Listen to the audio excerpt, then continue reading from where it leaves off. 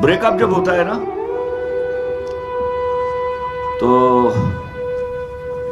लड़की चुटकियों में भूल जाती है, मर्द को बड़ा वक्त लगता है। देखा, खुदा की कसम सही बोल रहा हूं। अच्छा सुनिए ना, सुनिए बाद में। चलिए, मैंने कहा अभी ना फैसले सुनाना। ये जो तुम हंस रही हो तुम्हें ठीक से पता है।